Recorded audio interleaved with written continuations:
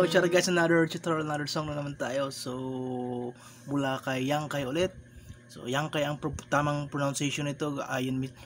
Siya mismo ang nagbanggit sa kanyang pangalan na Yangkay. At ang title ito, bagong kanta to, new song ata to. Do You Think You Could Love Me? So, lagyan natin ng plucking pattern sa intro. Kaunti lang naman, kaunti lang. Siguro kaya nyo naman siguro sundan, no? Syempre, mga chords, 3 chords lang, 4 chords ang mga chords, lahat-lahat na yan. So madali lang, no, madali lang. At meron ng string pattern syempre. So start tayo kaagad, mga chords muna ito, mga chords na ginamit natin. So E major 7 yan, no? So ganito na E major ang ating gagamitin. Pero kung di kayang ganitong chord, pwede naman mabuong E. So sa mga gustong matutunan ito, heto. So itong 3, 4th fret lang yan, 4th fret. Okay, tandaan natin 4th fret, and then itong tatlong string, ipit. Para maiba naman, pwede naman ganito at dito. Pero baka mahirapan nga. Ito na rin para may bago naman kayong makita at matutunan. E major 7 para ito, tatlo. And then ang bass ito. So 4th string yan, 4th string, 4th. Okay? So yung apat i-strum natin yan. Masasanay rin kayo at ulit-ulitin nyo lang. Pero kung di kayang ganyang chord, pwede mag-E. And then second chord ay A major 7. So pwede ring A. Pero kung gusto yung mas magandang tono, A major 7. Mamaya ituturo kong intro plucking, pero ito muna mga chords. And then third chord ay ito. So G minor 7, G sharp minor 7, 4th fret. Pwede G minor, G sharp minor, pero remove to, remove to. Yan. Kaya na F sharp minor, 4th fret lang, 4th fret. Yan. Pero remove lang to, ito. Okay? 4th fret. Yan, F sharp minor, 4th fret. Okay? And then, ulitin lang yung A major 7 sa 4th chord. Okay? Do you think you could love me? Pwede ring simple. Do you think you could love me? At yung intro, no?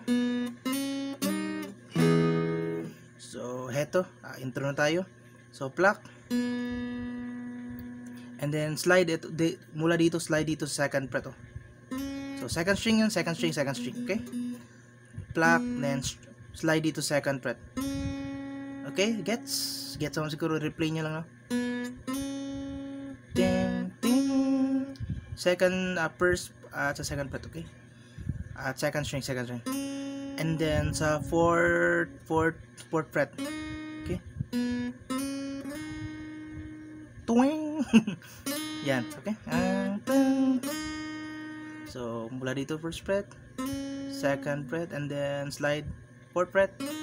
So, ulit. And then or okay to. Okay?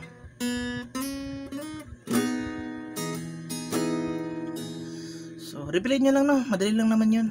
First fret, second fret, at 4th fret lang naman yan. Slide. At i-practice nyo ulit. Strumming pala ito. Down, up, up. So, yan lang, no? Down, up. So, sabayan nyo ako. Play natin, na. Pluck. Up, down, up, down. Okay? Down, up, down. Then, pwede naman ganito. Kung di kaya mag 7, pwede naman buo. Kaya F sharp, gaya ng F sharp minor yan, 4th fret.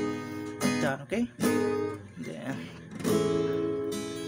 so repeat lang yan. You think you could love. Pwede rin ganito, simple.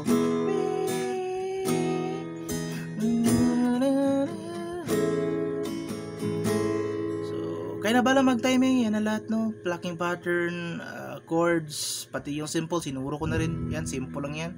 Kung di kayang ganito. Pero kung gusto nyo mas may bago naman, ito E major 7 na dito kinuha. Okay?